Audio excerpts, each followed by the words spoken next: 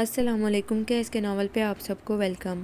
ایک خوبصورت ناول پیش کر رہے ہیں جس کا نام ہے عجب ہے یہ آتش من۔ ناول کی رائٹر ہیں فریدہ فرید۔ چلیے چلتے ہیں ناول کی جانب۔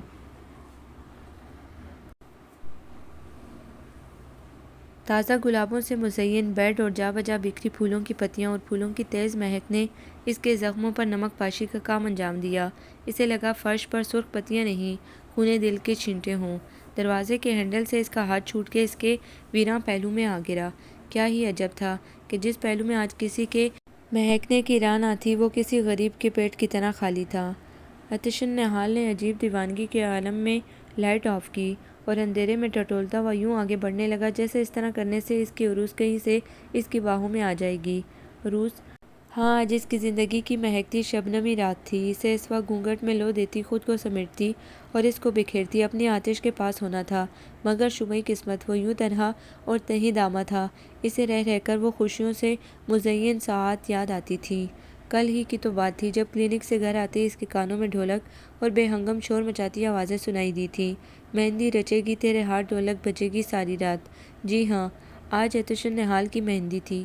لیکن آتش کو اس پر رونق تقریب میں رہنے کے بجائے اپنے سجے سجائے بیڈ روم میں نیم دراز ہو کر اپنی آتش سے من ہی من میں ہم کلام ہونا زیادہ پسند تھا۔ لبوں پر گنگناہٹ تھی تو خیالوں میں رنگوں کا الگ ہی جہاں آباد تھا، جہاں آتش کی تصویر بغیر کسی رکاوٹ کے پوری آب و تاب سے چمک رہی تھی۔ وہ کبھی اس کے پیلے آنچل کو تھام لیتا تو کبھی اس کے لمبے بالوں کی سادہ چوٹی کو بنا کسی رنگ کے سفید ہونٹ خود کو مزید الٹا سیدھا سوچنے سے باز رکھتے ہوئے بوٹ گیا۔ تب کی سوچوں اور اب کی الجھنوں میں کتنا فرق تھا۔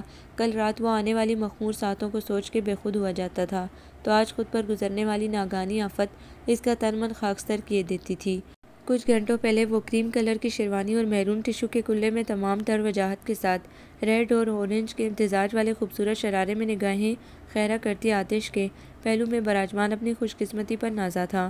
وہ رخصتی کے وقت آنسوؤں میں جس طرح بھیگی تھی، اسے پیار کی بارش میں بھگونے کا خیال ہی فرحت آگئی تھا۔ کار میں اس کی لمحہ بلمحہ تیز ہوتی ہچکیوں نے اسے ایسا بے چین کیا کہ فرتے جذبات سے اس کی چوڑیوں اور مہندی سے سجے ہاتھ کو اپنے مردانہ ہاتھ کی گرفت میں لے گیا تھا۔ اپنے ہاتھوں کے دباؤ سے وہ اپنی بےتابی جذبات سے اسے آگاہ کر رہا تھا۔ قریب تھا کہ وہ اس کے کان میں اپنی آواز کا سحر بھی پھونکتا، مگر گاڑی اچانک بریک لگا کر جھٹکے سے رکی تھی اور وہیں آتش نہال بھی اپنے بیڈ سے اچھل کر وحشت کے عالم میں کمرے میں ٹہلنے لگا۔ وہ عروس کے ساتھ اپنے گھر نہیں آ سکا تھا۔ راستے میں اس کے سسر شہاب الدین کے بھیجے ہوئے آدمیوں نے انہیں گاڑی واپس موڑنے کی دھمکی دی تھی۔ کیا مطلب ہے تمہارا؟ ہم ابھی شادی کر کے لائے ہیں، یہ واپس کیسے جا سکتی ہیں؟ آتش نے غصے سے کہا اور تحش کے عالم میں اس آدمی کا گریبان پکڑ لیا۔ آتش بیٹا، خاموش رہو، میں دیکھتا ہوں۔ وہاب الدین نے اپنے جذباتی بیٹے کو پیچھے ہٹایا اور اپنے بھائی شہاب الدین کا نمبر ملانے لگے۔ بھائی جان، یہ سب کیا تماشا ہے؟ آپ نے یہ آدمی کیوں بھیجے ہیں بھائی؟ آپ بھول رہے ہیں کہ آپ نے اپنی تمام تر شرائط منوا لی ہیں، اب آپ اپنے دعوے سے کیسے پھر سکتے ہیں؟ بھائی، دہیا ہماری بہو ہے اور شادی کوئی کھیل تماشا نہیں کہ ہم دہیا کو فی الحال بھجوا دیں۔ بھائی، لوگ کیا کہیں گے؟ ابھی آپ کی بیٹی رخصت ہوئی اور ابھی آپ اسے واپس… ہیلو، شہاب نے فون کاٹ دیا تھا اور ان کے آدمی رائفل تانے بیچ سڑک پر گاڑی کو گھیرے میں لیے کھڑے تھے۔ وہاب جانتے تھے کہ یہ لوگ شہاب کے حکم کے مطابق دہیا کو واپس لے جانے کے لیے کچھ بھی کر سکتے ہیں، جبکہ آتش کے سرخ چہرے سے اس کے اندرونی تحش کا بھی بخوبی اندازہ ہو رہا تھا اور وہ اپنے بیٹے کی جان کا رسک لینے کو تیار نہیں تھے۔ اسی لیے آتش کو پچکارتے ہوئے کہا، آتش بھائی جان کی طبیعت خراب ہو گئی ہے، ہمیں واپس چلنا چاہیے۔ جب ان کی طبیعت سنبھل جائے گی تب گھر چلیں گے۔ آؤ ہاں، کچھ کہو مت، وہ دہیا کے والد ہیں، تمہیں دہیا کے خیال سے ہی مان جانا چاہیے۔ وہاب کسی نہ کسی طرح اسے بہلا کر واپس لے آئے تھے، مگر گیٹ پر پہلے دہیا کے بھائی یوشا کے اکھڑے انداز نے اور پھر شہاب الدین کے تنفر نے انہیں فکر مند کر دیا۔ یوشا، تمیز سے بات کرو۔ آخر میں اندر داخل ہوتے آتش نے وہاب پر چلاتے یوشا کا انداز برداشت نہیں ہوا تو چلا کر کہا، تم تو میرے سامنے آؤ ہی مت۔ میں نے اپنی بہن کی خاطر تم سے تعلق جوڑا تھا، مگر کم عقلی تھی میری جو تمہارے بارے میں تحقیقات نہیں کروائی۔ کیا مطلب تحقیقات؟ کیا خرابی دیکھ لی تم نے مجھ میں؟ یہ خرابیاں دیکھ لو اپنے کرتوت۔ یوشا نے اس کے آگے ایک فائل پھینکی جس میں چند تصاویر تھیں، عرش کے ساتھ کسی اجنبی لڑکی کی، ساتھ میں ان کے نکاح نامے اور 1000 گز کی کوٹھی کے کاغذات تھے جو عرش نے اس لڑکی کے نام لکھے تھے، اور 20 لاکھ کا ایک چیک بھی تھا۔ ثبوت اتنے واضح تھے کہ ایک لمحے کو وہ گھبرا سا گیا، مگر ضمیر کی سچائی نے اس کو ثابت قدم کیا۔ وہ متانت سے کہنے لگا، یہ جھوٹ ہے، من گھڑت قصے بیان مت کرو۔ ہاں، اب تو یہ سب جھوٹ ہی ہوگا، ہم پر جو عیاں ہو گیا۔ یوشا کسی صورت سنبھل نہیں رہا تھا، اس کی دہیا سے محبت یہ دھوکہ دہی کیسے گوارا کر سکتی تھی؟ عرش اور وہاب الدین کی تمام وضاحتیں بے فائدہ جا رہی تھیں۔ آخر عرش مزید برداشت نہیں کر پایا۔ کچھ بھی ہو یوشا، جب میرا ضمیر مطمئن ہے تو مجھے ان ہتھ کنڈوں سے مروب ہونے کی ضرورت نہیں، اور تم بھی جان لو کہ دہیا میری بیوی ہے اور وہ میرے ساتھ ضرور جائے گی۔ تم دہیا کو تو کیا، اس کی پرچھائی کو بھی اپنے ساتھ نہیں لے جا سکتے؟ میں تمہیں ابھی اریسٹ کرواتا ہوں۔ شہاب الدین نے پہلی مرتبہ گفتگو میں حصہ لیا۔ انہیں کچھ کہنے کی بھلا ضرورت بھی کہاں تھی؟ ان کا نافرمان بیٹا بقول ان کے آج ان کا رائٹ ہینڈ بنا ان کے ساتھ تھا۔ باقی رہی دہیا، تو وہ چاہے دل سے کچھ اور ہی چاہتی ہو، مگر یوشا کے خلاف جانے کا سوچ بھی نہیں سکتی تھی۔ ان تکلیف دہ لمحات میں بھی وہاب ہی نے اپنے نرم فطرت سے کام چلایا۔ عرش بیٹا، میری بات سنو۔ وہ اسے زبردستی ایک طرف لے گئے۔ دیکھو عرش، ابھی واپس چلتے ہیں، اس وقت کچھ بھی کہنا سننا بیکار ہے۔ ان کے پاس جھوٹے ہی صحیح مگر ثبوت موجود ہیں، قانون مکمل ان کی فیور میں ہے۔ بہتر ہے ہم ابھی چلتے ہیں، آہستہ آہستہ اس معاملے کو بات چیت سے نپٹا لیں گے۔ ابو، دہیا میری بیوی ہے، کوئی قانون یا شریعت اسے میرے ساتھ جانے سے کیسے روک سکتی ہے؟ عرش کی حالت دیدنی تھی، صدمے، غصے اور اشتعال نے اسے نیم جاں سا کر دیا تھا۔ وہ سب ٹھیک ہے بیٹا، مگر دہیا کی پوزیشن کو ہی دیکھ لو، وہ کس دوراہے پر کھڑی ہے۔ کیا تم چاہتے ہو کہ وہ اپنے تمام رشتے ناتوں سے جدا ہو جائے؟ یہ معاملہ بات چیت سے سلجھ سکتا ہے، مگر فی الوقت نہیں۔ ابھی وہ ہماری کوئی بات سننے سمجھنے کو تیار نہیں ہے۔ آؤ عرش بیٹا، میری بات مانو، آؤ۔ وہ عرش کی کمزوری جان گئے تھے کہ وہ دہیا کی خاطر کچھ بھی کر سکتا تھا۔ اب بھی انہوں نے طرف کا پتہ پھینکا تھا، اور عرش دہیا کی خاطر ہی صحیح قدرے رضامند ہو گیا تھا۔ ٹھیک ہے، اس وقت تو ہم چلتے ہیں، مگر بھائی صاحب یاد رکھیے گا، دہیا بیٹی ہماری بہو ہے، آپ کے پاس ہماری امانت، جسے واپس لے جانے ہم ضرور آئیں گے۔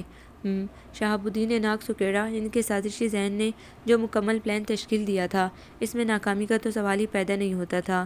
دہیا، میں اپنے عشق کی آتش چھوڑ کے جا رہا ہوں، اسے بجھنے نہ دینا۔ عرش نے دہیا کے پاس سے گزرتے ہوئے اسے اچھی طرح آنکھوں میں بھر کر کہا، اور باہر نکل گیا، اور وہ جو اتنا وقت بمشکل خود پر کنٹرول کیے ہوئے تھی، مزید برداشت نہ کر سکی اور غش کھا کر گر پڑی۔ میں اس کے انتظار میں ہوں، ہاں اس کے اختیار میں ہوں۔ تالیوں کی آواز اسے جہان میں لے آئی، وگرنہ وہ جانے کہاں کہاں بھٹکتی رہتی۔ دہیا یار، تم واقعی شاعرہ ہو، اس کی بیسٹ فرینڈ وجیہہ دل کھول کر داد دیتے ہوئے کہنے لگی۔ پری انجینئرنگ کے سیکنڈ ایئر میں وہ سموسوں اور چائے سے لطف اٹھاتی ہوئی بزم ادب سجائے بیٹھی تھی۔ عجیب اتفاق تھا، جس دن وہ اپنے خوابوں کی ہمراہی کی نہ ملنے کا شکوہ کر رہی تھی، اسی دن وہ ارچن نہال سے جا ٹکرائی تھی۔ ڈاکٹر ارچن نہال کا کلینک ان کے کالج سے ذرا فاصلے پر تھا۔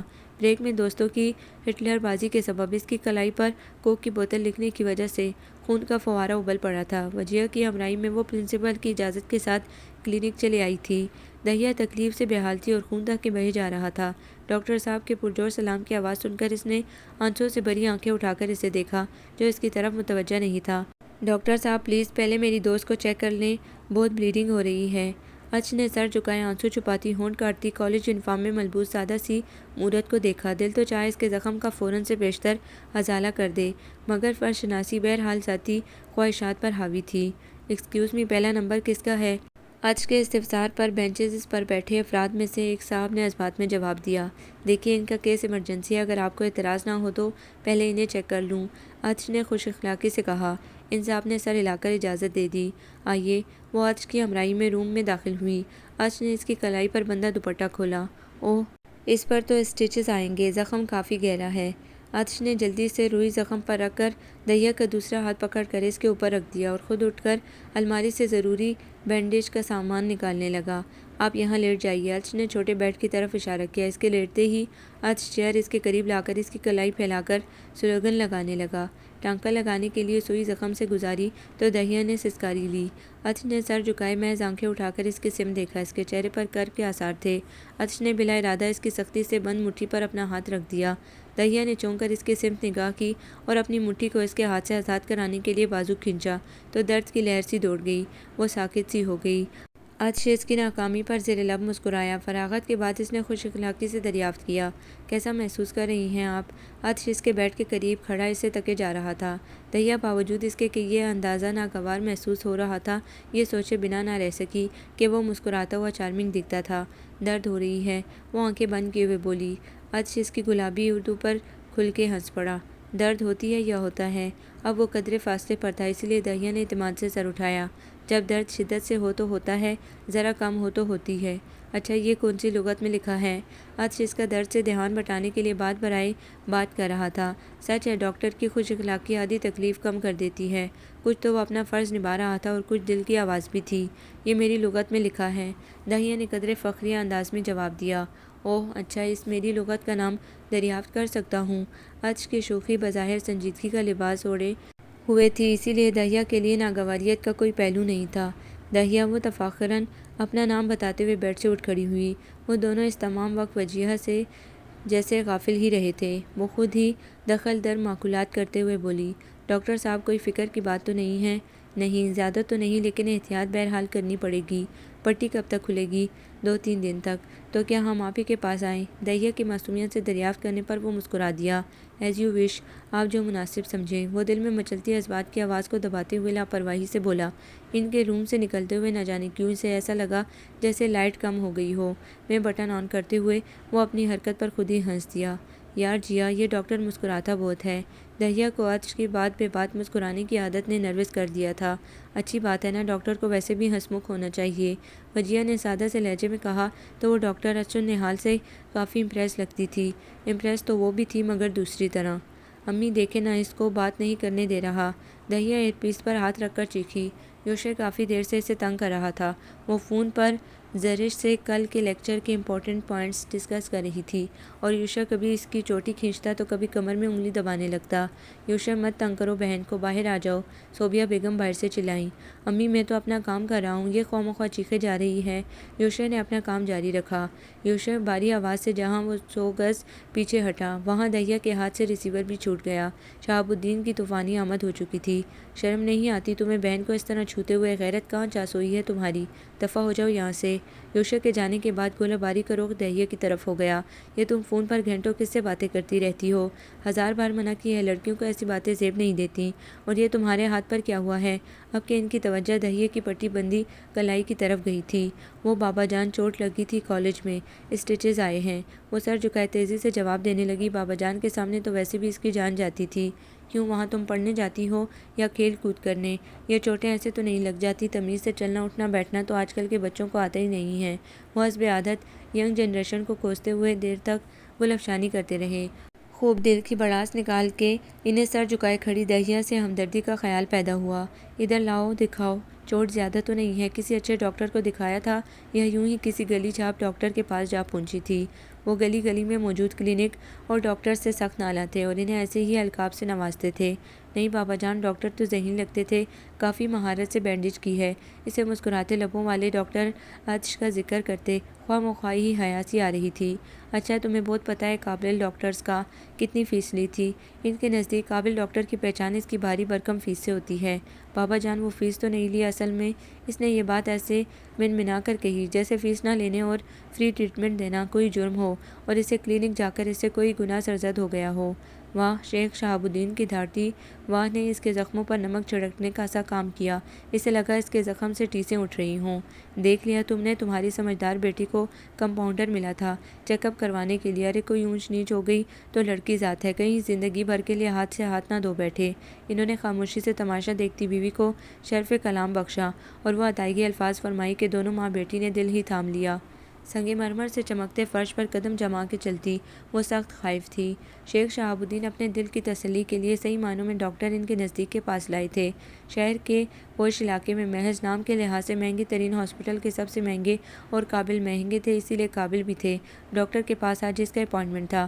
وہ گھنٹے کے طویل انتظار کے بعد ڈاکٹر صاحب نے شرف چیک اپ بخشا تھا، مگر ڈاکٹر کے روم میں داخل ہوتے ہی دہیا حیران کم حواس باختہ ہو گئی، کیونکہ اتنے بڑے ہاسپٹل کے اتنے بڑے روم کے چیئر پر خیراتی کلینک چلانے والے ڈاکٹر ارشد نہال براجمان تھے، جو خود بھی اسے اپنے سامنے دیکھ کر حیران کم شادماں تھے، اور آمد کا مقصد جان کر تو اور بھی باغ باغ ہو گئے۔ دہیا کے روکتے روکتے بھی شیخ صاحب نے ڈاکٹر ارشد کو تفصیلات سے آگاہ کرتے ہوئے کہا، ڈاکٹر صاحب، یہ میری اکلوتی بیٹی دہیا صاحب ہے، کل اپنا ہاتھ زخمی کروا بیٹھی اور پتہ نہیں کس عین غین حکیم کے پاس سے یہ بینڈیج کروا کے لائی ہے، پلیز آپ ذرا اچھے سے چیک اپ کر لیں۔ عین غین حکیم کے خطاب پر ارشد نے خوب نگاہ بھر کر نظریں چراتی دہیا کی طرف دیکھا۔ دہیا کو لگا ابھی وہ سب بتا دے گا کہ آپ کے سامنے بیٹھا قابل ترین ڈاکٹر ہی وہ عین غین حکیم تھا، مگر اسے حیرت کا سامنا کرنا پڑا جب ارشد نے بنا کچھ کہے شیخ صاحب کو تسلی دیتے ہوئے کہا، آپ فکر نہیں کریں شیخ صاحب، میں آپ کی اکلوتی بیٹی کو خوب اچھے طریقے سے بینڈیج کر دوں گا۔ پتہ نہیں اس نے یہ الفاظ خوب چبا چبا کر کہے تھے یا دہیا کو یہ ایسا لگ رہا تھا، مگر سچ یہ ہے وہ شدید خفت سے دوچار تھی۔ ایسے اتفاق کے بارے میں اس نے کبھی سوچا تک نہیں تھا۔ وہ انہی خیالوں میں غرق تھی کہ ارشد نے اس کی پٹی کھول کر زخم کو اچھی طرح سے چیک کیا، جو کہ بالکل نارمل اور ریکور ہونے کی پوزیشن میں تھا۔ شیخ صاحب، چوٹ تو معمولی تھی، مگر غیر معیاری سرجری کے باعث زخم بہت بگڑ گیا ہے، آئی تھنک میجر سرجری کرنا پڑے گی۔ ارشد کے منہ سے نکلے الفاظ نے اسے ہکا بکا کر دیا۔ وہ یک ٹک اس کا چہرہ دیکھے گئی، جو بظاہر اس سے انجان نظر آتا تھا، مگر لبوں پر مسکراہٹ آج بھی رواں دواں تھی۔ اوہ، مجھے اس بات کا ڈر تھا۔ تو پھر دیر کس بات کی ہے، جلدی کیجیے پلیز، شیخ صاحب فکر مندی سے گویا ہوئے۔ وہ تو ٹھیک ہے جناب، لیکن اٹس ویری کاسٹلی سرجری، یہ بہت مہنگی سرجری ہوگی۔ ڈونٹ وری، آپ اس کی پرواہ نہ کریں، چارجز بتائیں۔ شیخ صاحب کو اس مہنگے ترین علاج سے تسلی آمیز خوشبو آ رہی تھی۔ یہی کوئی 1,00,000 روپے۔ ارشد کے بے نیاز انداز پر دہیا کی آنکھیں پھٹی کی پھٹی رہ گئیں۔ اس دن تو وہ ایسی گمسم ہوئی کہ کچھ کہہ ہی نہ پائی، مگر آج آپریشن تھیٹر میں ڈاکٹر ارشد کو دیکھ کر تلملا اٹھی۔ آپ ڈاکٹر ہیں یا کسائی؟ ایک معمولی سے زخم کو خطرناک بتا کر اتنے پیسے ہتھیا لیے، آپ کو شرم نہیں آتی؟ لوگوں کو ایسے بیوقوف بناتے ہوئے وہ آپریشن تھیٹر کے خوفناک ماحول میں بیڈ پر لیٹی آگ بگولا سی دکھائی دی، مگر جواب میں ارشد کی مخصوص مسکراہٹ، جس کے بارے میں اس نے وجیہہ سے کہا تھا، یار جیا، کوئی مرد مسکراتے ہوئے اتنا چارمنگ کیسے لگ سکتا ہے، اور آج یہی مسکراہٹ اسے تپا رہی تھی۔ ارے آپ تو بلا وجہ غصہ ہونے لگیں۔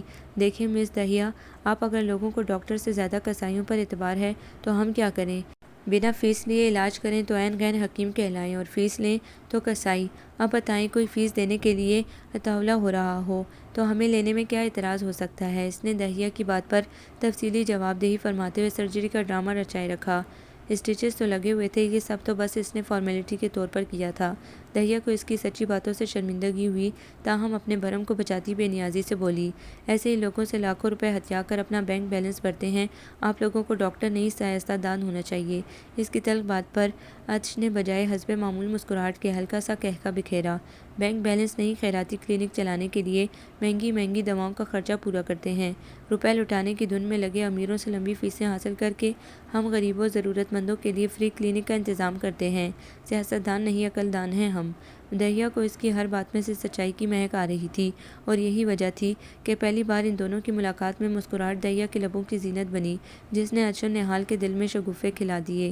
اے دہیا، تم برتھ ڈے کب سیلیبریٹ کر رہی ہو؟ یوشا نے دہیا کی ناک کھینچی اور التجائیہ انداز میں سوال کیا، جیسے برتھ ڈے دہیا کی نہیں اسی کی ہو۔ ہوش کے ناخن لو بھائی، ابھی 2 ماہ پہلے تو سیلیبریٹ کر چکی ہوں۔ برتھ ڈے سالانہ ہوتی ہے نہ ماہانہ۔ دہیا نے اس فضول فرمائش پر جی بھر کے حیرت کا اظہار کیا، تو کیا ہے، اگر سب لوگ سال میں ایک بار سالگرہ مناتے ہیں تو ہم بھی وہی کریں، ہم کچھ الگ کیوں نہ کریں، جب دل چاہے تب برتھ ڈے۔ یوشا کی منطق سب سے جدا اور اڑیل تھی۔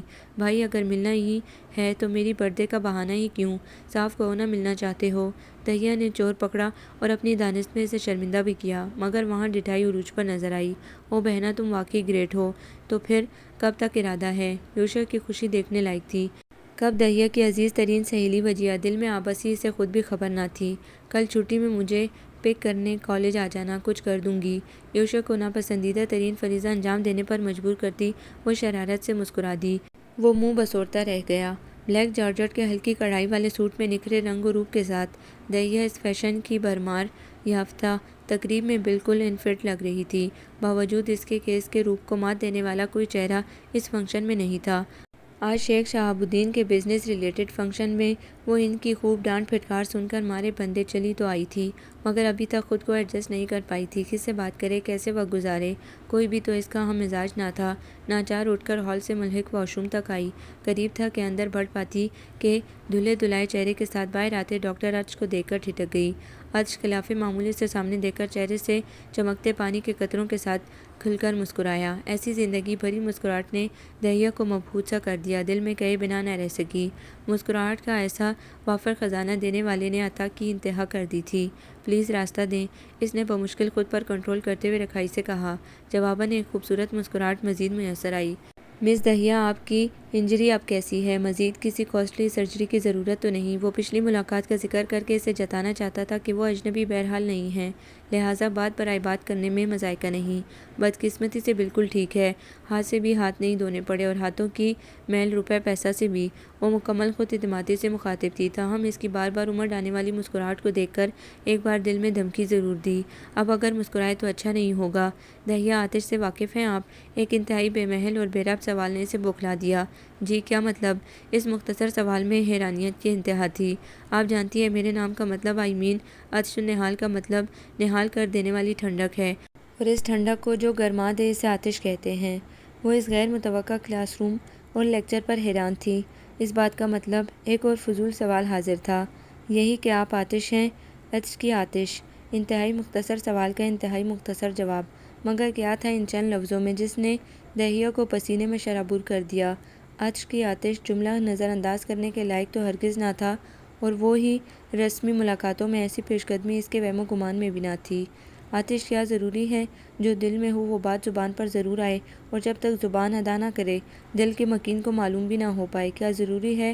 خوب سوچا جائے، پہروں تانے بانے جوڑے جائیں، تب کچھ پیش رفت کی جائے۔ اتنی چھوٹی زندگی میں اتنا طویل پروسیجر، اتنی مہلت ہی کب ہے ہمارے پاس؟ اپنے والد کو تمہارے گھر کب بھیجوں؟ عطش النحال تو جیسے خودکش بمبار کی مانند تھا، آیا دیکھا نہ سنا، جٹ سے پھٹا اور آر پار۔ دہیا تو سمجھ ہی نہ پائی کہ ایسی ان رومانٹک واش روم جگہ پر اظہار محبت کے اس بم سے زخمی ہو بچ جائے یا ملک عدم سدھار جائے۔ دہیا زندگی کے اس نئے اور حسین روپ پر مسرت آمیز حیرت میں مبتلا تھی۔ بظاہر سادہ اور بے نیاز دکھائی دینے والے ڈاکٹر ارش نے تو جیسے دوڑ میں اول آنے کی ٹھان لی تھی۔ کل ان کا انوکھا اظہار محبت سن کر وہ بنا کچھ کہے دوڑ لگا گئی، اور 24 گھنٹے بھی نہ گزرے تھے کہ وہ آج ان کے ڈرائنگ روم میں تشریف فرما شیخ صاحب اور یوسف سے گفتگو تھے۔ بنا اس کی ہاں کا انتظار کیے وہ بس اپنے ہی دل کی کہے جا رہے تھے۔ ابھی تو وہ ان کے آنے کے مقصد کو کھوج رہی تھی کہ یوشے کی آواز اسے دور حاضر میں واپس لے آئی۔ بہنا، شرافت سے کہنا اس سارے قصے میں تمہارا زخمی ہاتھ کس حد تک شامل ہے؟ یوشے نے روایتی بھائیوں کے انداز سے ہٹ کر ایک قریبی بہن کے سے انداز میں دریافت کیا، اس لیے وہ بھی صاف دلی سے کہہ گئی، بھائی میں نہیں جانتی، انہوں نے جو بھی کیا اپنی مرضی سے کیا ہے۔ دہیا کی سچائی پر یوشا کو کوئی شک نہ تھا۔ چلو مان لیا، آگے کی بات بتاؤ۔ وہ کل اپنے والدین کے ساتھ تشریف لا رہے ہیں، کیا سمجھتی ہو، مسکرا کے لوٹیں یا منہ لٹکا کے؟ اس بات پر وہ دل ہی دل میں سدا ان کو مسکراتے رہنے کی دعا دیتے ہوئے دھیرے سے سر جھکا گئی، اور یوشا کو اس کے سوالوں کا جواب خود بخود مل گیا۔ کتنی آسان لو اسٹوری تھی، مگر کیا معلوم تھا کہ اتفاقات نہ صرف اس دنیا کا حصہ ہیں بلکہ بعض اوقات بہت ہی غلط موقع پر انٹری بھی مار دیتے ہیں۔ شیخ شہاب الدین نے ڈاکٹر ارش کی قابلیت اور مالی حیثیت سے مطمئن ہو کر ان کے والدین کو رشتہ لانے کا عندیہ دیا تھا، مگر کیا خبر تھی ارش کے والد وہاب الدین خود ان کے باپ کے لیے بھائی ثابت ہوں گے۔ مہتاب الدین کے دونوں بیٹے شہاب الدین اور وہاب الدین ایک دوسرے کا متضاد تھے۔ شیخ شہاب الدین شاہ کے نام میں موجود تینوں شیں ان کے حاکمانہ اور حدیث طبیعت کو بخوبی واضح کرتے تھے۔ اس کے برعکس وہاب الدین ایک سلجھے ہوئے مدبر انسان تھے۔ زیادہ تر وقت کتابوں میں مصروف رہنے والے وہاب جب اعلیٰ تعلیم حاصل کر کے وطن لوٹے تو دو خبریں ان کی منتظر تھیں، ایک اپنے والد کے انتقال اور دوسری بڑے اور واحد بھائی کے تمام تر وراثت پر قابو پانے کی اطلاع ملنے کے باوجود وہ بھائی سے بغل گیر ہونے کو بڑھے، مگر شہاب الدین نے تو انہیں پہچاننے تک سے انکار کر دیا۔ وہاب بنا کچھ کہے ایک سالہ ارش کو لیے دوریوں کی جھیل میں اتر گئے۔ شمعی قسمت آج وہ پھر سوالی بن کر اپنے بیٹے کی خوشی طلب کرنے ان کے دروازے پر آئے، مگر شیخ شہاب نے اپنے روایتی اکڑ اور تہذیب و محبت سے عاری رویے کے ساتھ نہ صرف انہیں بلکہ ارش کو بھی دل برداشتہ کر دیا۔ وہ ایک بار پھر خالی ہاتھ واپس لوٹ گئے، مگر شاید اس بار شہاب الدین فاتح اعظم نہ کہلا پائے، اور خود انہی کے خون یوشا نے ان کی امیدوں پر پانی پھیر دیا اور خوب عزم و خودسری کے ساتھ انہیں اس رشتے کو قبول کرنے پر مجبور کر دیا۔ جوان اور باغی بیٹی کی خودسری اور کچھ وہاب کے جائیداد میں سے اپنا حصہ مانگ لینے کے خوف کے پیش نظر ان کے سازشی ذہن نے کمال خوبصورتی سے سازش برا اثبات وہاب کی جھولی میں ڈال دیا۔ ڈاکٹر ارشد نہال اور دہیا ایک ہو کر بھی ایک نہ ہو سکے۔ دہیا پلیز اٹھو، دیکھو ایسے مت کرو، مجھے امتحان میں مت ڈالو کہ میں نہ تو تمہیں سمجھ سکوں اور نہ ہی سمجھا سکوں۔ یوشا کے لیے دہیا کی حالت تشویشناک تھی۔ اس نے دہیا کی رضامندی جان کر اور عطش سے انسیت محسوس کرتے ہوئے شادی کے ہونے میں اپنا پورا کردار ادا کیا تھا، مگر یہاں آ کر وہ شہاب الدین کا مہرہ بن گیا تھا، کیونکہ ان کے پیش کردہ حقائق اتنے مکمل تھے کہ اسے شک کی کوئی گنجائش نکلتی دکھائی نہ دی، اور ویسے بھی وہ شک کے دھاگوں میں الجھے تعلق پر اپنی بہن کو قربان بھی نہیں کر سکتا تھا۔ ہفتہ بھر سے زیادہ گزر چکا تھا، وہاب الدین اور عطش کی ہر کوشش اور پیش قدمی رائگاں گئی تھی۔ شیخ شہاب الدین کی ہردرمی کو تو اس بار یوشا کی بھی سپورٹ حاصل تھی۔ دہیا یوشا کی محبت سے انجان نہیں تھی، مگر کیا کیا جائے، عطش نے آتش جو بنا دیا تھا، اسے کسی پل چین اور قرار نہ تھا، یوں لگتا تھا وہ برسوں سے عطش کے عشق میں سودائی ہو۔ یہی وجہ تھی کہ اس کے دل میں ذرا بھی عطش کے خلاف شک نہ تھا، وہ ان تمام شواہد کو بنا کسی تردد کے جھوٹا سمجھتی تھی، مگر وہ یوشا کی مرضی کے بنا جانے کا بھی تصور نہیں کر سکتی تھی، جس نے اس سے کچھ وقت مانگا تھا تاکہ وہ معاملات کی تہہ تک جا سکے، اور وہ یوشا سے کیے عہد پر قائم تھی۔ عطش سے رابطے کی کوئی کوشش نہیں کی تھی، تقدیر کے اگلے کھیل کا انتظار جاری تھا۔ فون کی مسلسل پکار پر وہ بادل نخواستہ ٹیلی فون اسٹینڈ تک چلی آئی۔ جتنی بیزاری سے ہیلو کہا تھا، اتنا ہی بھرپور جذباتی ویلکم نے اسے خوشی کے ساتھ ساتھ شدید گھبراہٹ میں مبتلا کر دیا۔ آتش کیسی ہو؟ عطش کے مختصر سوال میں شدتوں اور جذبوں کا جہان آباد تھا۔ سلگ رہی ہوں، دہیا کے مختصر جواب نے بھی جیسے بے بسی اور بے قراری دل کو دو لفظوں میں بیان کر دیا۔ میرے پاس آ جاؤ، آتش کو عطش ہی نہال کر سکتا ہے۔ وہ چور چور لہجے میں اسے بے حال کر گیا۔ دہیا کی خاموشی لبی اور دھیرے دھیرے سنائی دیتی سانسوں کی آواز نے اسے بے کل کر دیا تھا۔ آتش، تم بھی مجھے غلط سمجھتی ہو کیا؟ تمہارے نزدیک وہ سب سچ ہے؟ نہیں، میں نہیں مانتی کہ آپ میرے ساتھ دھوکہ کر سکتے ہیں۔ دہیا نے بنا پس و پیش کے فوری جواب دے کر عطش کو سر سے پاؤں تک نہال کر دیا۔ اس معصوم اعتبار پر تو وہ کیا کچھ نہ کر جاتا۔ تھینکس جانیں آتش، تم اس اعتبار کو قائم رکھنا، رشتوں میں آئی دراڑ کو دور کرنے اور تمہیں پوری عزت و وقار کے ساتھ اپنے پاس لانے کے لیے اب میں کچھ بھی کر سکتا ہوں۔ آتش، ہمارا روم ہمارے ساتھ کا منتظر ہے۔ عطش خوشی و خمار کے ملے جلے جذبات میں ڈوبتے ہوئے گویا تھا۔ دہیا کو لگا وہ ہواؤں میں مئو پرواز ہے، مگر چہرے پر یکا یک پڑنے والے تمانچے نے اسے زمین پر لاپٹ کھا۔ منع کیا تھا نا تمہیں اس دھوکے باز سے مت بات کرنا، بہت محبت جاگ اٹھی ہے تمہارے دل میں اس کے لیے، حیا مر گئی ہے تیری، شادی میں کچھ دیر اس کے ساتھ کیا بیٹھ گئی، شرافت سے بیٹھنا بھول گئی ہے۔ کہاں ہے تیری ماں؟ سمجھا اسے، اب اس گھر سے اس کے لیے صرف کاغذات آئیں گے، کوئی فون، کوئی بلاوے کا انتظار نہ کرے۔ شہاب الدین سطحی سوچ اور زبان کے اعلیٰ جوہر دکھاتے ہوئے بیوی اور بیٹی دونوں پر خوب مردانگی کی داغ بٹھا کر جا چکے تھے، اور وہ یک ٹک بت بنی کھڑی ماں کو دیکھے گئی۔ دہیا، مجھے دو ٹکڑوں میں منقسم کر کے کیا مل گیا سب کو؟ خود اپنی رضامندی سے یہ شادی طے کی گئی تھی، اور اب خود ہی اسے توڑنے کے در پہ ہو گئے ہیں۔ نہ اس وقت میرے اقرار کی کوئی اہمیت تھی، اور نہ اب میری مرضی پر کچھ بھی منحصر ہے۔ یہ رشتے انسان سے خراج کیوں وصول کرتے ہیں؟ وہ بے بسی کی انتہا پر تھی۔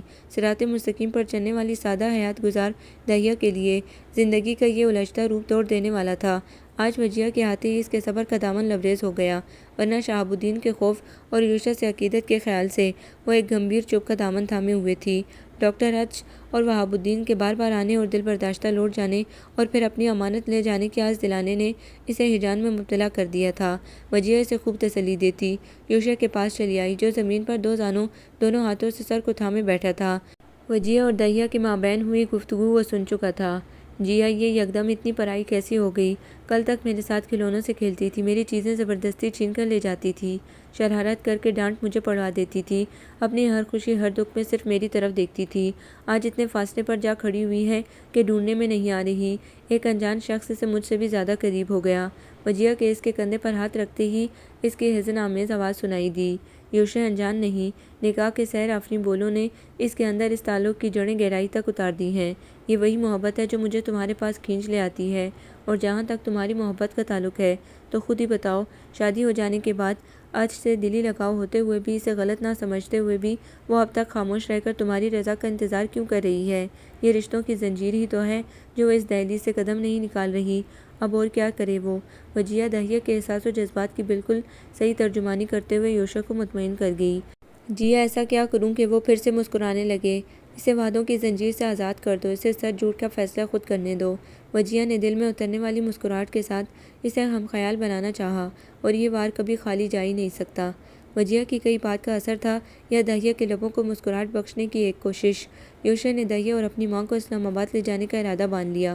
بظاہر وجہ خالہ زاد بھائی ارسلان کی شادی میں شرکت تھی، پس پردہ وہ دہیہ کو اس ٹینشن زدہ ماحول سے دور کرنا اور اس کی حالت کو سدھارنا چاہتا تھا، اور یہی وجیہہ کی حاضر دماغی نے ایک راہ نکال ہی لی۔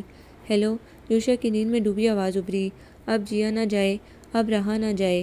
ایئر پیس سے وجیہہ کی ہلکی ہلکی گنگناہٹ سنائی دی۔ وہ رات 1 بجے کی دخل در معقولات نظر انداز کرتے ہوئے مسکراتے ہوئے اس کا خیر مقدم کرنے لگا۔ آج معاملہ کچھ الٹ نہیں گیا؟ ہم یہاں خواب، آپ وہاں مہرہ۔ یوشا کے لہجے میں زمانے کی چاشنی گھلی تھی۔ دہیہ کی یہ نٹ کر دوست کب اس کے دل کے تار چھیڑنے لگی، اسے خبر بھی نہ ہو سکی۔ تو رستہ نہ دکھائیے، نہ آ جائیے، وجیہہ اتنی آہستہ آواز سے بولی کہ یوشا بمشکل سن سکا۔ اس وقت خیریت ہے جناب؟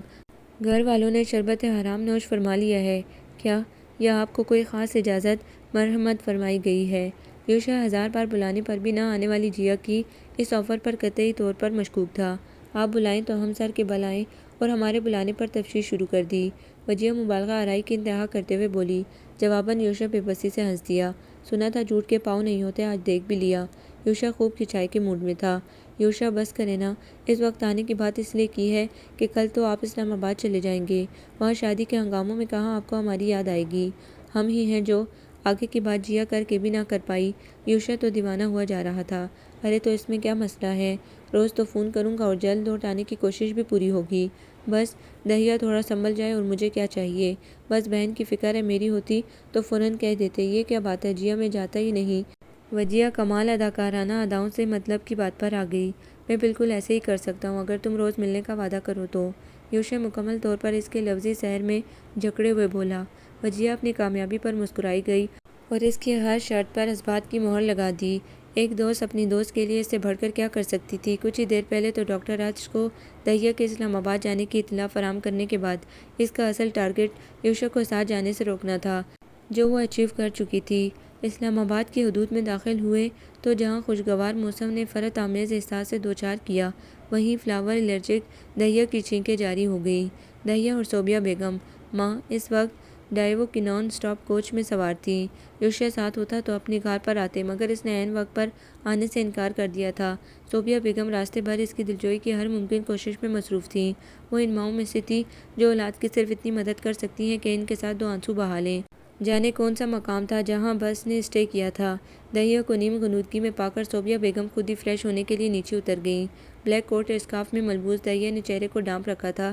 بند آنکھوں والے حزن و یاس میں ڈوبے دمکتے شفاف چہرے کا 2 آنکھیں نہ جانے کتنی دیر سے طواف کر رہی تھیں۔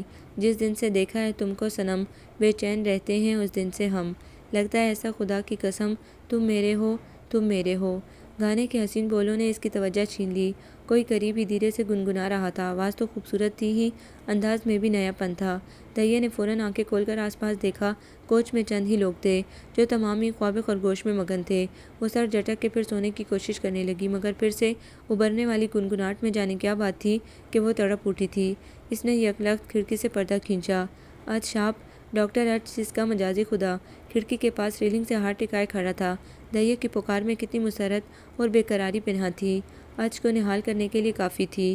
آتش من، سلگتی بھڑکتی شوق دیدار سے بھرپور جناب من کی دلکش آواز اور جان لیتی مسکراہٹ دہیہ کے روبرو تھی۔ دہیہ نے جس وارفتگی سے اس کے کھڑکی پر دھیرے ہاتھ پر اپنا ہاتھ رکھا تھا، وہ اچھ کے لیے سجدہ شکر بجا لانے کا مقام تھا۔ آتش، میں نے تمہیں آتش بھیجا تو نہ کہا تھا؟ اتنی دور رہ کر بھی جس کی تپش نے مجھے گھیرے رکھا، اور مقام حیرت دیکھو، آتش کے پاس ہی چلا آیا ہوں تپش سے بچنے کے لیے، اچھ کہے جا رہا تھا، اور وہ ہواؤں میں مہو پرواز تھی۔ ہلکی پھوار میں بھیگتی وہ طمانینت سے آنکھیں موند گئیں، یہاں تک کہ اچھ اس کے برابر آ کر براجمان ہوا۔ کتنے لمحے خاموشی کی نظر ہوئے، بالآخر دہیہ کی شکوہ کناں صدا آئی۔ اچھ، کیا میں یقین کر لوں کہ آپ نے ہمارے بندھن کو قسمت کے دھارے پر چھوڑ دیا ہے، اوہ آتش، تم یہ سوچ بھی کیسے سکتی ہو؟ اپنی بے گناہی کے ثبوت دینے کے ساتھ ساتھ تمہیں پانے کے لیے چاچا جی کی منت سماجت تک سے گریز نہیں کیا۔ یوشا سے ملنے کی ہر کوشش رائے گاں ہونے کے باوجود میں نے ہمت نہیں ہاری ہے۔ جہاں تک تم سے ملنے کا تعلق ہے، میں تمہارے جذبات کی قدر کرتے ہوئے تمہیں ہر قسم کے دباؤ سے محفوظ رکھنے کے لیے کوئی انتہائی قدم اٹھانے سے گریزا ہوں، لیکن اگر تم چاہو تو میں یہ بھی نہیں، ایسا کچھ مت سوچنا۔ صوبیہ بیگم کی آواز دونوں کو حقیقت کی دنیا میں گھسیٹ لائی، جن کی موجودگی وہ یکسر فراموش کر چکے تھے۔ کچھ الٹا مت سوچنا، تم شہاب الدین کو اچھی طرح جانتے نہیں ہو، تمہارا ایک دوسرے کی طرف اٹھتا ہر قدم تمہیں مزید دور لے جا سکتا ہے۔ صوبیہ بیگم کہتے کہتے اپنی جگہ پر بیٹھ چکی تھی، جو آج پہلے ہی ان کے لیے خالی کر چکا تھا۔ ان کے لہجے میں تنبیہ تھی مگر ناگواریت نہیں، جس سے عطش کو اندازہ لگانے میں دشواری نہیں ہوئی کہ وہ عطش کی یہاں موجودگی سے ناراض نہیں تھی۔ شاید وہ اس معاملے میں دہیا کی ہم خیال تھی، لیکن چاچی ماں، کوئی راہ بھی تو نکالنا ہوگی، ایسا کب تک چلے گا؟ عطش نے دہیا کے دل میں اٹھتے سوال کو زبان دے دی تھی۔ بیٹا، بعض جگہ ہر حل سے بہتر حل انتظار ہوتا ہے۔ ہر معاملے میں تدبیر ضروری نہیں، کچھ وقت تقدیر کو بھی دے دینا چاہیے۔ اور کیا تم اس حقیقت کی نفی کرو گے کہ سب سے بہتر تدبیر کرنے والا اللہ تعالیٰ ہے؟ اس بات سے انکار کی جرأت کون کر سکتا تھا؟ اس سوچ نے دل و دماغ کے اضطراب کو سکون عطا کیا تھا۔ مزید خوش کن لمحہ وہ تھا جب صوبیہ بیگم نے عطش کو اپنے ساتھ اسلام آباد جانے کی پیشکش کی، جسے اس نے ایک لمحہ ضائع کیے بغیر قبول کر لیا۔ خوبصورت مناظر، ٹھنڈی ہوا، پرسکون ماحول، جیسے آپ و آپ ہی پیدا ہو گئے تھے۔ نگاہیں نگاہوں میں پیوست تھیں تو ہاتھ ہاتھوں سے بار بار ٹکرائے جاتے تھے۔ صوبیہ بیگم کی بہن قدسیہ بیگم کے شوہر اسلام آباد کے چند روسا میں شمار ہوتے تھے۔ ان کا گھر کافی بڑے ایریا پر مشتمل تھا۔ سب مہمانوں کو فیملی وائز کمرے دیے گئے تھے۔ صوبیہ بیگم اور دہیا سے والہانہ ملاقات کرنے کے بعد وہ ذہین آنکھوں والے عطش کی طرف متوجہ ہوئے۔ صوبیہ، یہ بچہ کون ہے؟ بچے کی اصطلاح پر دہیا کی ہنسی چھوٹ گئی۔ عطش بھی اپنی قیمتی متاع مسکراہٹ کے ساتھ اسے گھورے گیا۔ قدسیہ، یہ میرا… ہاں یاد آیا دہیا بیٹا، تمہارے شوہر کے نہ آنے کا گلہ ہے۔ ارے ایسے بھی کیا ڈاکٹری کے ذرا وقت نہ نکال سکے؟ میں نے تو یوشا سے رات ہی کو خوب شکوہ کر لیا تھا۔ قدسیہ بیگم کے تفصیلی بیان نے دہیا اور صوبیہ بیگم کو ایک ساتھ سوچنے پر مجبور کر دیا۔ یوشا، تمہاری کون سی ٹرین چھوٹ رہی تھی؟ صوبیہ بیگم کے لیے اب تعارف کا مرحلہ انتہائی دشوار کن تھا۔ سچ کہیں تو چپڑ چپڑ کرتی بہن سے کچھ بعید نہ تھا کہ یوشا کے سامنے کچھ نہ کچھ اگل دیں، اور عطش کی یہاں موجودگی کا جواب دینا بھی ضروری تھا۔ آنٹی، میں یوشا کا دوست اور دہیا کا ڈاکٹر ہوں۔ ان کی بیماری طویل سفر کے لیے موزوں نہ تھی، اس لیے میری خدمات شامل سفر رہی ہیں۔ عطش کے گول مول جواب نے ایک بڑی مشکل حل کر دی۔ جی خالہ، یہ بہت اچھے ڈاکٹر ہیں، ان کی موجودگی سے کافی آرام رہا ہے۔ دہیا کی شوخی دم بدم بڑھتی جا رہی تھی، ساتھ ہی عطش کی مسکراہٹ بھی۔ بس بیٹا، ہماری بچی کو تو ڈائٹنگ لے ڈوبی، اس کا خیال کرو، جلدی سے اچھا کر دو۔ قدسیہ بیگم کی ذہنی اختراع عروج پر تھی۔ بالکل آنٹی، کوشش تو ہمیشہ سے یہی ہے، لیکن اب یہ بالکل فٹ ہو جائیں گی۔ میرے ہاتھ جو اب آئی ہیں۔ عطش نے معنی خیزی سے کہا، آخری جملہ تو اتنا آہستہ کہا کہ دہیا بھی سن نہ سکی۔ ہاں، اس کی چمکتی سفید دانتوں والی مسکراہٹ پر دل ہی دل میں کہے بنا نہ رہ سکی۔ تیرے عشق کی مار تو سہ گئے تھے، تیرے مسکرانے کی ادا مار گئی۔ ڈھولک کی آواز پورے گھر میں گونج رہی تھی۔ لڑکیاں لہک لہک کے کچھ مکمل اور کچھ ادھورے گیت گا رہی تھیں، جبکہ خواتین جھوم جھوم کے تعریف و تنقید روا رکھے ہوئے تھیں۔ دہیا کی کراچی سے چلتے وقت جو بیزار کن کیفیت تھی، اب اس کا نشان بھی نہ تھا۔ وہ بہت سادہ ڈریسز ساتھ لائی تھی، ارادہ تھا کسی تقریب میں شریک ہوگی، کسی میں نہیں، مگر آج اس کا دل کسی اور دیس کی کہانیاں الاپ رہا تھا۔ وہ خوب سجنا سنورنا چاہتی تھی۔ مایوں کے فنکشن میں اس نے پیلا ٹشو کا سمپل لانگ شرٹ و پاجامہ پہنا تھا، بالوں کی سادہ چٹیوں کو موتیوں کی لڑیوں سے سجایا تھا۔ کانوں میں آج اس نے زندگی میں پہلی بار بڑے بڑے آویزے پہنے تھے۔ کلائیوں میں بری بری زرد اور سبز چوڑیاں دادِ تحسین پانے کی منتظر تھیں۔ اس کی متلاشی نگاہیں عطش کو دیکھ رہی تھیں، جو کافی تلاش کے بعد خاندان بھر کی عورتوں میں گھرا دکھائی دیا۔ مسئلہ وہی پرانا، جہاں ڈاکٹر نظر آیا، ناگہانی بیماریوں کا حملہ نہ جانے کہاں سے در آتا تھا۔ وہ دہیا کو نظر بھر کے دیکھ بھی نہ پایا۔ کوئی سر کو پکڑے دکھڑا سناتی تھی تو کسی کے بچے کے پیٹ میں درد کا سمندر موجزن تھا، کسی کو رات بھر نیند نہ آنے کی شکایت تھی تو کوئی سر سے پاؤں تک بیماریوں کا مرکز تھی۔ آج بغیر میڈیکل باکس کے کسی کی کلائی تھامے بیٹھا تھا تو کسی کی آنکھوں کو چیک کر رہا تھا۔ دہیا کچھ دیر تو اس کی حالت زار سے محظوظ ہوتی رہی، مگر عطش کی بے چارگی نے اسے بے چین کر دیا۔ اس نے یکدم اپنی جگہ سے اٹھ کر شور مچا دیا۔ ڈاکٹر صاحب، آپ کا فون ہے، جلدی کیجیے، ایمرجنسی ہے۔ عطش تو تیر کی طرح عورتوں کا گھیرا توڑتا باہر نکل گیا، جو یہ بات سوچنے کے قابل بھی نہ رہی تھی کہ ہمارے درمیان بیٹھی دہیا کو کون سے الہامی فون سے کال آئی تھی۔ آتش، ستون کی آڑ میں کھڑے عطش نے ساتھ سے گزرتی دہیا کو اپنی طرف کھینچ لیا۔ تھینک یو یار، تم نے میری مدد کی۔ تھینک یو کس بات کا، آپ نے خود ہی تو مجھے آتش بنایا ہے، اور یہ آتش آپ کے ارد گرد کی جاڑ کو جلا دے گی۔ دہیا نے اپنے کندھے کو تھامے اس کے ہاتھوں پر ہاتھ رکھا۔ آتش، بد نصیبی نہیں ہے کہ میں تمہارے پاس رہ کر بھی تمہیں صرف سوچ ہی سکتا ہوں، یوں ہی جیسے دور رہ کر تمہیں پہروں تسلسل سے سوچتا تھا۔ کچھ فرق تو ہو۔ آتش نے دہیا کی ٹھوڑی ایک انگلی سے بلند کی، اس کے لہجے میں حسرت اور شوق وصال کا خمار پنہاں تھا۔ دہیا کے لیے غیر متوقع درخواست تھی، جواب ندارت۔ آج کے لمحہ بلمحہ اس کے قریب آتے چہرے کو دیکھنا اب اتنا آسان نہ تھا۔ وہ جھکی آنکھوں سے جان نہ سکی کہ لبوں پر مسکراہٹ کا بسیرا تھا یا نہیں۔ ہاں، خود اس کی شوخیاں ضرور ہوا ہو گئی تھی، مگر قدسیہ بیگم کی چلچلاتی جوب جیسی آواز نے سحر کو جیسے توڑا نہیں، بمبوڑ دیا۔ وہ آج کے جاتے ہی وداع ہوئے حواس کو واپس بلانے لگی۔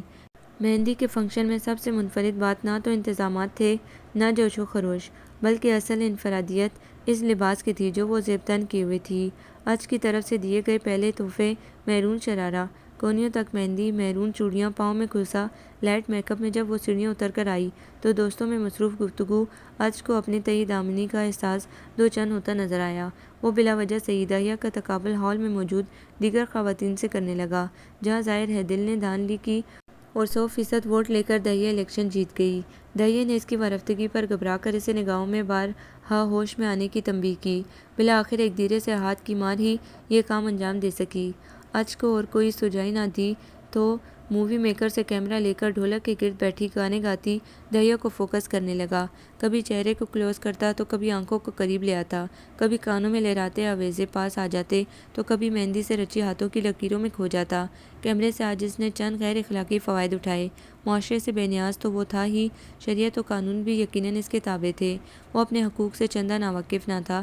دہیا کے لبوں کو کلوز کرنے کے چکر میں تو وہ جیسے ہمت ہی ہار گیا۔ کیمرہ وہیں چھوڑ کر آگے بڑھ جانے والے آتش نے دہیا کو اداس کر دیا۔ وہ اس کے حرکات سے بے خبر تو نہ تھی۔ اگلے لمحے پاس سے گزرتے بچے نے اس کے ہاتھ میں کاغذ تھما دیا، حیرانی سے پرچہ چاک کیا۔ دل مئو انتظار ہے، آنکھیں فرش راہ، آؤ کبھی تو چاہنے والوں کے شہر میں۔ آتش کی ہینڈ رائٹنگ وہ پہچان گئی۔ وہ سینچ سینچ کر قدم اٹھاتی پیغام رساں بچے سے گارڈ لے کر چھت پر چلی آئی، جہاں جناب من دیوار پر ہاتھ دھرے نیچے جھانک رہا تھا۔ بجتی پائل کی آواز نے اس کی توجہ سمیٹی۔ دہیا دھیرے سے چلتی اس سے ایک قدم کے فاصلے پر آ رکی۔ اس کی جھکی نگاہیں ان منتظر سماعتیں آج کے منہ کھولنے پر بضد تھی، مگر آج کو آج صرف نگاہوں کی پیاس عزیز تھی۔ زبان و بیان کو زحمت دینے پر وہ تیار نہ تھا۔ دہیا اپنے چہرے کو تپش دیتی نگاہوں پر حفاظتی بند باندھنے کے لیے منمنا کر بولی، آج میں پگھل جاؤں گی۔ آج کے لبوں پر مسکراہٹ گہری ہو گئی۔ اس نے ہاتھ بڑھا کر دہیا کے مہندی لگے ہاتھ کو تھام لیا اور اس کی ہتھیلی پہ لا کر اس کی مہندی کے ڈیزائن پر انگلی پھیرنے لگا۔ آتش، ان لکیروں میں کبھی میرا چہرہ دیکھا ہے؟ میرے وجود کے زروں کو اپنی لکیروں میں تراش لو، میرا سراپا تشکیل پا جائے گا۔ آج کے لیے جذبات کی ترجمانی لب دم مریض کی آخری سانس کی مانند تھی۔ دہیا اس کے ہاتھ کی لرزش بھی محسوس کر رہی تھی۔ آتش میں ہوں اور جلاتے آپ ہیں۔ دہیا کے کپکپاتے الفاظ نے آتش کو اسے اپنی طرف کھینچ لینے پر مجبور کر دیا۔ وہ آتش کے سینے سے جا ٹکرائی۔ اچھا ایسا کیا ہے جو تم نے دفعہ عائد کر دیا؟ آتش نے اس کا چہرہ اپنی طرف اٹھایا اور آنکھوں میں جھانکنے لگا۔ اور تو کوئی بات نہیں، مسکراتے بڑی ادا سے ہو۔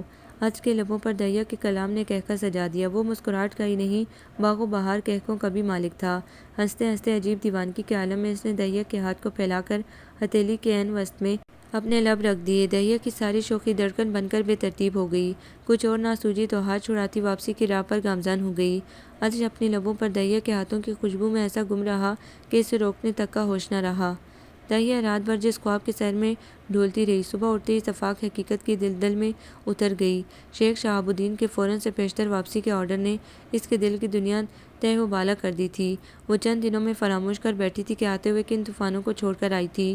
یوشا کا سیل مسلسل اف جا رہا تھا، تبھی اس نے وجیہہ سے بات کرنے کی ٹھانی۔ دہیا، یہاں صورتحال کچھ عجیب و غریب ہے۔ انکل الگ فائلز میں سر دیے رہتے ہیں تو یوشا کا تمام وقت گھر سے باہر گزرتا ہے۔ روز روز باپ بیٹے میں بحث و تکرار معمول بنتی جا رہی ہے۔ میں اصل بات تو نہیں جانتی، مگر اتنا ضرور کہہ سکتی ہوں کہ سب باتوں کا تعلق تم سے ضرور ہے۔ وجیہہ کے تفصیلی بیان نے اسے ازحد فکر مند کر دیا تھا۔ وہ نہیں جانتی تھی حالات کی اگلی کروٹ کیا تھی، مگر ایک بات اظہر من الشمس تھی کہ وہ آتش سے دوری کا اب تصور بھی نہیں کر سکتی تھی۔ کرامت، معجزہ، حسن اتفاق، کس کا انتظار کرے اور کیا دعا مانگے وہ نہیں جانتی تھی۔ الیکشن میں سب سے زیادہ مظلوم طبقہ وہی ہوتا ہے جس کے پیارے دونوں جانب ہوں۔ یہی حال اس کا بھی تھا۔ کس کی جیت کے لیے پرعزم ہو اور کس کی ہار پر غمگین ہو، کسے غلط کہے اور کسے صحیح کا ایوارڈ دے۔ دوسری جانب آج کی حالت بھی اس سے سوا نہ تھی۔ وہاب الدین کے فون پر دی جانے والی اطلاع نے اسے ان گنت فکروں میں لپیٹ دیا تھا۔ شیخ شہاب الدین کے وہاب الدین کو دیے گئے دھمکی آمیز وقت نے اسے غم و غصے سے بحال کر دیا تھا۔ اسے وہاب الدین کے بقول 1 ہفتے کے اندر فیصلہ کرنا تھا، یا تو دہیا سے خود دستبردار ہو جائے یا پھر یہ کام شہاب الدین عدالت کے ذریعے کرنے پر بضد تھا۔ کیا فیصلہ اتنا آسان تھا؟ کسی سے کہا جائے کہ سانس لینا چھوڑ دو تو اس کا فیصلہ کیا ہوگا؟ یہی عالم اچھل نہال کے ساتھ تھا۔ شادی کی تقریبات ان دونوں کے حال دل سے بے خبر اپنے عروج پر تھیں۔ اچھ نے دہیا کے خیال سے ہر بات کو فی الحال پس پشت رکھنے کی ٹھان لی تھی۔ ادھر دہیا بھی اچھ کو پریشان نہ کرنے کے خیال سے خوب دل لگا کر تیار ہوئی، ایسے جیسے کہ تمام سابقہ ریکارڈ توڑ دیے ہوں۔ نیوی بلو کلر کی بلیک جارجٹ کی ساڑی، بلاؤز پر باریک لائنیں، ہاف سلیو لیس جس کی گرد ساڑی کا پلو لپیٹ رکھا تھا، گلے میں نیکلیس، کانوں میں ٹاپس، بالوں کی ڈھیلی سی چوٹی اور حسب معمول ہاتھوں میں ہم رنگ چوڑیاں۔ اچھ کی پہلی نگاہ ہی تفاخر سے بھرپور تھی، دل کی صدا تھی۔ میری آتش سے کون جیت سکتا ہے؟ پیار کی نظر لگنا کبھی سنا تھا، آج نمونہ دیکھ بھی لیا۔ آج کا نگاہ بھر کر دیکھنا تھا اور لبوں کا گنگنانا تھا۔ کیسے بتائیں یہ تم کو صنم، تم میرے ہو، تم میرے ہو۔ گنگناہٹ لبوں پر تھی کہ ہائی ہیل کے غیر متوازن حملے نے دہیا کو زمین پر الٹ دیا۔ اس کی چیخ پر آج تیر کی طرح اس کے پاس پہنچا جو زاروں قطار رونے میں مصروف تھی۔ اس کا پاؤں بہت شدت سے مڑا تھا، اسے بہت تکلیف تھی۔ آج اس کے پاؤں کو سینڈل سے آزاد کر کے سہلانے لگا۔ دہیا کا ڈاکٹر ہونے کی تعارف نے زیادہ چمگوئیوں کو جگہ نہ دی۔ ایزی دہیا ابھی ٹھیک ہو جائے گا۔ وہ بچوں کی طرح بلکتی دہیا کے پاؤں کو ٹٹول رہا تھا۔ کہیں موچ تو نہیں آ گئی؟ بہت درد ہو رہی ہے۔ آج کے لبوں کو مسکراہٹ نے گھیر لیا۔ پہلی ملاقات اپنے پورے جوبن کے ساتھ یادوں میں در آئی۔ اس کا مطلب ہے درد کم ہے تبھی ہو رہی ہے۔ آج نے اس کا دھیان بٹانے کے لیے کہا۔ دہیا کو باوجود دل کی شدید خواہش کے وہ اٹھا نہ سکا۔ چند کزنز نے اسے بستر پر لا کر بٹھایا۔ امی موچ نہیں ہے، بس ذرا سوجن ہے، ٹھیک ہو جائے گی۔ وہ تو صوبیہ بیگم اور دہیا کو تسلی دیتے ہوئے بولا اور پاؤں پر دوا لگا کر پٹی باندھنے لگا۔ دہیا تکلیف سے ایسے بے حال تھی کہ اپنے انگلی کی طرف توجہ نہ دے سکی۔ ڈھانپے ہوئے بازو برہنہ تھے، چٹیا سے بال نکل کر چہرے پر ڈھلک آئے تھے۔ ساڑی کا پلو کچھ اس کے اوپر اور زیادہ تر بیڈ سے نیچے لٹک رہا تھا۔ اچھ کی نگاہیں اس کے سراپے میں الجھی تھیں تو ہاتھوں کی نرماہٹ پاؤں کو سہلا رہی تھی۔ کون جانتا تھا درد میں گرفتار کون تھا؟ حسن اتفاق کے ادنیٰ سا عمل ہوا اور صوبیہ بیگم قدسیہ بیگم کے پکارنے پر باہر چلی گئی۔ آج کی نگاہوں کی بے باکی کو گویا راہ مل گئی۔ دہیا کے لیے پاؤں کی تکلیف برداشت کرنا تو آسان ہو گیا تھا، مگر اس افتاد سے کیسے نپٹے وہ نہیں جانتی تھی۔ آتش، تمہیں میری نظر لگ گئی ہے۔ خود کو سمیٹتی دہیا اس کی بات سے دل ہی دل میں متفق تھی، مگر زبان سے کہنا مناسب نہ تھا۔ آپ نے کیا ایسی نظروں سے دیکھا تھا؟ میں نے کہاں دیکھا تھا، وہ تو خود ہی رہ کر تمہارے چہرے کا طواف کرنے لگتی ہیں، تمہاری طرح یہ بھی میری نہیں سنتی۔ دہیا نے اسے برہمی سے دیکھا، قریب تھا کہ شکوہ کر گزرتی کہ آج کے سوال نے اسے متوجہ کر لیا۔ آتش، تم ہنستی ہوئی پتہ ہے کیا لگتی ہو؟ آج کے سوال پر وہ بھویں اچکا کر ادا سے سوال گزار ہوئی۔ کیا لگتی ہوں؟ بند کلی کا پھول بننے کے بعد ٹہنی پر جھوم جھوم کے خوش ہونے کا اظہار کبھی دیکھا ہے؟ دہیا کی نفی میں سر ہلانے پر آج زیر لب مسکرایا۔ اس کی مسکراہٹ دہیا کو وہ بات سمجھا گئی جو اس کے لفظوں نے ادھوری چھوڑ دی تھی۔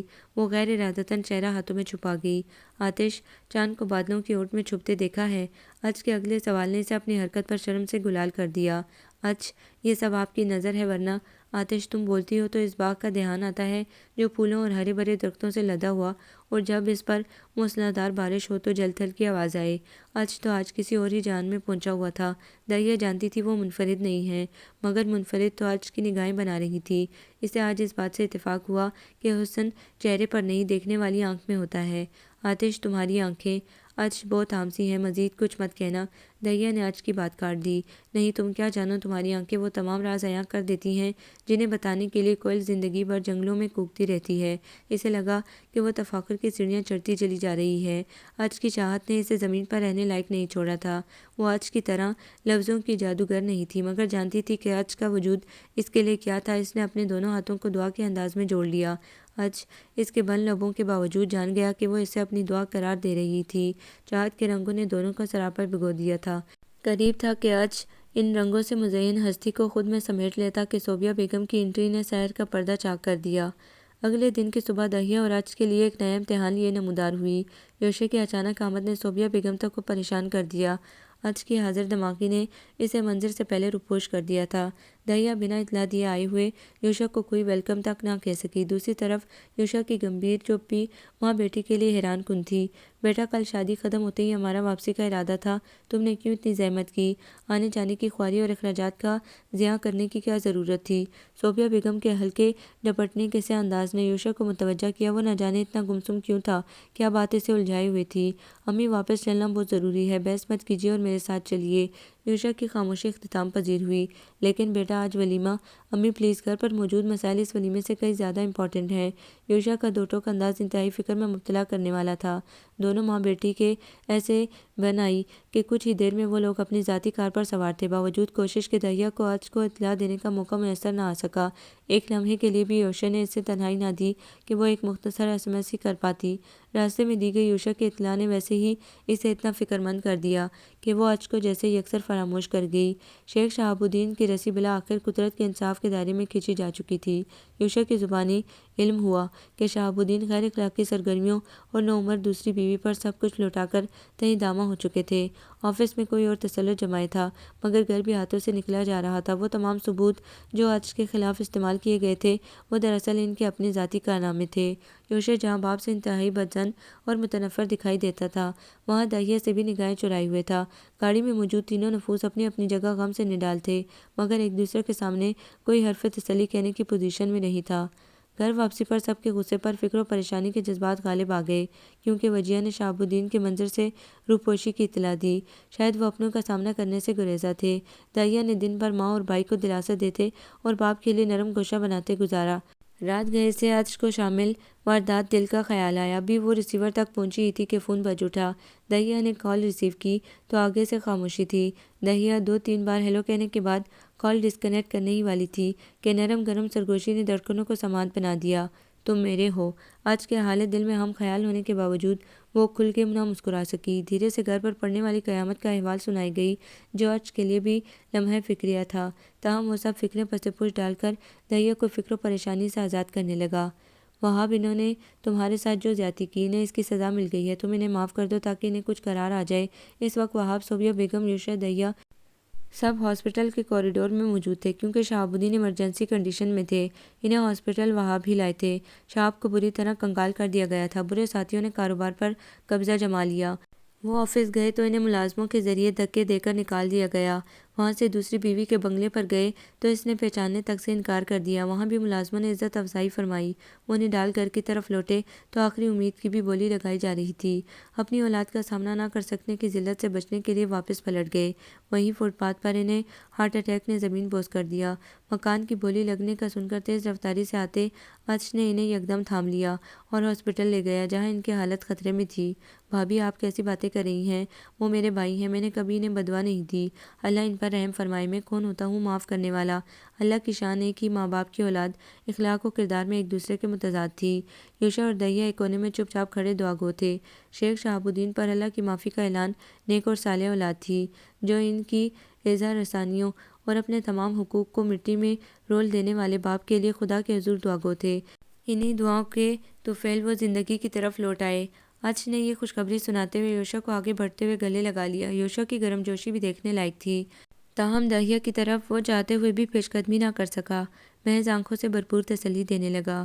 پھولوں کی خوشبو نے سارے ماحول کو مہکا دیا تھا۔ وہ پھولوں سے سجے بیڈ روم میں انہی کا حصہ لگ رہی تھی۔ بیڈ پر جہاں چار طرف پتیاں بکھری تھیں، وہیں بیڈ کے وسط میں ایک سرخ گلاب کھلا تھا۔ اس کی خوش قسمتی پر کون شک کر سکتا تھا جو اس گلاب کا مالک تھا؟ بنا گھونگھٹ نکالے وہ اب بیڈ روم کو ہر طرف سے نگاہ بھر کے دیکھ رہی تھی۔ جہاں من میں بیٹھی میٹھی میٹھی چبھن تھی، وہیں خوف بھی۔ شہاب الدین نے ہوش میں آتے ہی سب سے سابقہ رویوں کی نہ صرف معافی طلب کی، بلکہ دہیا اور عرش کے درمیان کی ساری دیواریں بھی گرا دیں، جس کا ثمر تھا کہ آج وہ ایک مختصر فنکشن میں رخصت ہو کر عرش کے ساتھ چلی آئی تھی۔ دروازہ کھلنے کی آواز پر وہ سنبھل کر بیٹھ گئی۔ عرش کا ہر بڑھتا قدم دھڑکنوں میں ارتعاش کیے جاتا تھا۔ یہ بات تھی کہ یہ قدم بجائے قریب سے قریب تر آنے کے ڈریسنگ ٹیبل کی طرف مڑ گئے۔ بلیک کوٹ اور ٹائی اتارتے ہوئے نامعلوم کیوں اس کے چہرے پر انتہائی سنجیدگی تھی۔ دیا کی عقل میں تو اس کے سوا کوئی وجہ نہ تھی کہ آج شاید وہاب الدین کی طرح اس کے والد کو معاف کرنے کا ظرف نہیں رکھتا تھا، کیونکہ شہاب الدین کی ہاں سے لے کر رخصتی تک کے تمام عوامل میں آج کی خاموشی اور کسی بھی معاملے میں زیادہ پیش رفت نہ دکھانا اس سے پہلے ہی کھٹک رہے تھے۔ باقی مہر آج کے اس وقت کے بے نیازانہ انداز نے لگا دی تھی۔ دہیا کا یقین پختہ تر ہو گیا کہ آج کے دل کے آئینے میں درار آ چکی تھی۔ وہ اپنی لایعنی سوچوں میں غلطاں تھی اور آئینے میں سے اس کے عکس کو تکتے آج کے لبوں پر شریر سی مسکراہٹ تھی۔ دہیا کے بالوں میں پیروئے موتی اسے مزید ایکٹ کرنے کی اجازت نہیں دیتے تھے، مگر وہ دل پر جبر کیے ہنوز سنجیدگی اور بے دلی کی تصویر بنا رہا۔ آج کی خاموشی دہیا کے لیے سہانی روح ہوتی جا رہی تھی۔ بالآخر ہر بات کو آر پار کر دینے کے خیال سے اس نے پیش قدمی کی اور کچھ نہ سوجا تو بیڈ کی سائیڈ پر دھرا گلدان ہاتھ مار کے گرا دیا اور حسب توقع شور کی آواز سے آج یکدم پلٹا اور تیر کی طرح اس کی طرف آیا۔ ان ٹکڑوں کو دیکھ رہی ہو، یہ گلدان کے نہیں میرے دل کے ٹکڑے ہیں۔ وہ خود نہیں جانتا تھا گو کہ ایسا کچھ کہے گا۔ دہیا کے لیے تو لمحہ فکریہ تھا ہی۔ جب عشق آتش میں اترنے کو بے قرار ہو اور راہ میں بند باندھ دیا جائے تو کیا ہوتا ہے؟ تم نے مجھے آتش میں نہ جلنے دیا اور نہ دامن بچانے دیا۔ آج کے التزامات کی بوچھاڑ اس کی توقع سے بڑھ کر صورتحال تھی۔ وہ کون سی ناراضیاں نکال رہا تھا۔ وہ حیرت سے یکٹک اسے تک رہی تھی۔ آج آپ اتنے ناراض کیوں ہیں؟ دہیا کے آنسوؤں نے ماحول جل تھل کر دیا۔ آج اس منظر کو بھی تشبیہاتی روپ میں بیان کر سکتا تھا، مگر بلا وجہ ڈرامے کو تل دیتا آگے بڑھ گیا۔ دہیا اسے بھیگی آنکھوں سے دیکھتی رہی، پھر بیڈ سے اتر آئی۔ بے دہانی میں اس کے پاؤں میں گلدان کا ٹوٹا ہوا ٹکڑا چبھ گیا۔ وہ کراہتی ہوئی بیڈ پر واپس بیٹھ گئی۔ اس کے بہتے خون نے آج کے مذاق کی ایسی باز پرس کی کہ وہ تمام فاصلے ایک ہی جست میں عبور کرتا اس کے مہکتے آتشی وجود کو اپنے حصار میں لے گیا۔ مگر دہیا نے ایک ہاتھ کی کمان سے اسے خود سے جدا کیا اور لڑکھڑاتی ہوئی ڈریسنگ چیئر پر جا بیٹھی۔ اب شاید اس کی باری تھی، مگر آج کے جنون کے سامنے اس کے ایکٹ کی کامیابی ناممکن تھی۔ وہ اس کے پاؤں کو گھٹنے پر رکھے زمین پر بیٹھ چکا تھا۔ گلدان کے ٹوٹے ٹکڑوں کو نکال کر اس نے اپنے رومال کو خون پر رکھ دیا۔ دہیا کے سامنے سر جھکائے بیٹھا وہ اتنا منہمک تھا کہ اس کے بال ماتھے پر بکھرے ہوئے تھے۔ دہیا نے وفور محبت سے اس کے بالوں کو ماتھے سے ہٹایا۔ آج کے لبوں نے گل افشانی کی۔ دہیا نے لفظوں کو پیراہن دیا۔ جس دن سے دیکھا ہے تم کو صنم، بے چین رہتے ہیں اس دن سے ہم، لگتا ہے ایسا خدا کی قسم تم میرے ہو۔ اس کی گنگناہٹ آج کی طرح سریلی نہیں تھی، مگر جذبات سے بھری ضرور تھی۔ آج نے سر جھکائے محض آنکھیں اٹھا کر اس کی طرف دیکھا۔ وہ دھیرے سے بولی، آج آپ جانتے ہیں جب آپ مجھے دیکھتے ہیں تو کیسے لگتے ہیں؟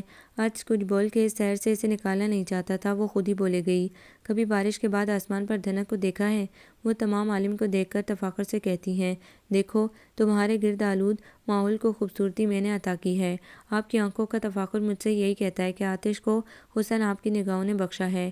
آتش نے اس کے پاؤں کی مرہم پٹی کر دی تھی، اس کے باوجود اس کے پاؤں کو اپنے ہاتھ کی گرفت میں لیے شرارت سے گویا ہوا، اور جب میں تمہیں چھوتا ہوں تو کیسا لگتا ہے؟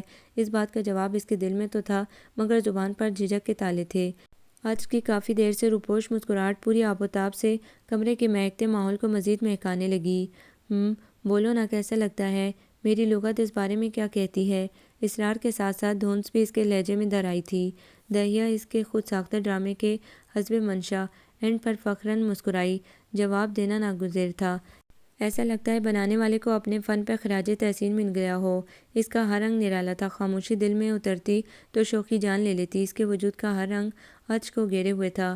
دامن بچانا کہاں تک ممکن تھا؟ اس کے رنگوں کی پھوار میں بھیگتا وہ بے اختیار اسے اپنی طرف کھینچ گیا۔